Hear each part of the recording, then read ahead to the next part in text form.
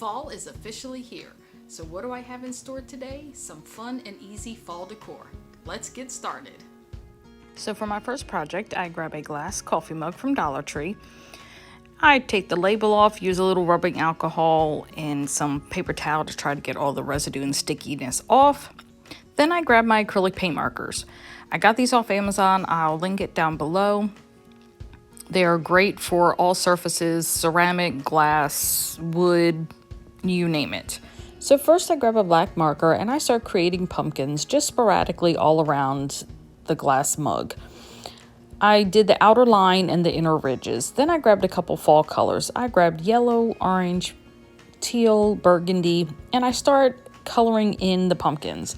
But as I'm doing this, I realized that the black was a little more harsh than what I actually envisioned. So I then grabbed the brown marker and started going over the black lines. Then I also created some stems and some vines. And unfortunately, I lost footage doing this part, and as well as taking a cream colored marker and going in doing some highlighting to give the pumpkins dimension. Once everything is dry, then you can go in with dishwasher safe Mod Podge, coat everything, and let it cure for 28 days. Just look at how adorable this pumpkin coffee mug looks. It's great, filled with a homemade brown sugar latte, which goes great with donuts or pumpkin bread, whichever your heart desires. This project is also so easy for kids to do and to give as a gift. And look, I even try to make a pumpkin with my foam. And now for my next project, I'm taking the wooden dice from Dollar Tree. You get 3 in a pack, and I'm going to turn these into pumpkins. I'm only doing 2. I painted one a really pretty cream color, and while I still had some of the cream paint on my foam brush, I went in with an orange color. So it gave it a lot of dimension, but I still wanted to do some distressing and give it more dimension. So I took the orange and I did that on the cream color, and then I took brown and I went in on the edges of the dice for the orange, and I did a little bit on the cream as well, making these to look more like the ridges of the pumpkin. Now for the stem, I did grab a stick from outside and I measured up one of my drill bits so that I could have a hole big enough for it to go inside the pumpkin. I didn't want it to just be glued and sitting on top. So I used a little dab of wood glue, stuck the stems inside, and then I grabbed some of the berry vines from Dollar Tree and a few leaves that I had sitting around in my stash.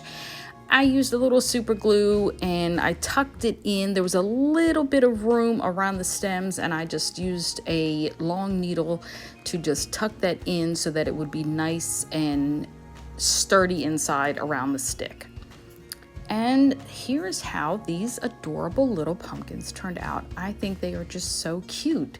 I don't know about you, but I think that anything that's little is just, it makes it extra cute. I just think they turned out great, and it was so easy to make. And they are the perfect size to go inside a shadow box like I did here, or inside a tiered tray. Now for this last project, I'm turning this fish bowl from Dollar Tree into a scarecrow face that lights up. I started off by giving it a coat of a really pretty cream color I made by mixing Waverly chalk paint and white and a brown. Then I grabbed this indoor-outdoor lantern. I don't know exactly what the official name for it is, from Dollar Tree, and I coated it all in brown because it's more of a cool tone and I wanted a warmer tone for fall. While that's drying, I just grab my acrylic paint markers and I start drawing a scarecrow face, which I did go on Pinterest just to have some ideas of exactly how I wanted it to look. I do not like raffia, so I chose twine. I wrapped it around my hands a few times.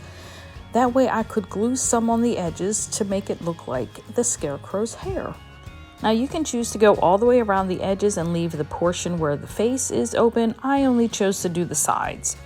Now for the top, I wanted to make it so that it was covered, but yet you could still turn the switch on and off and replace the batteries.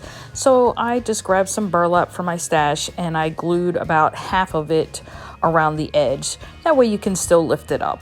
Then I decided to draw a little patch on its hat as well.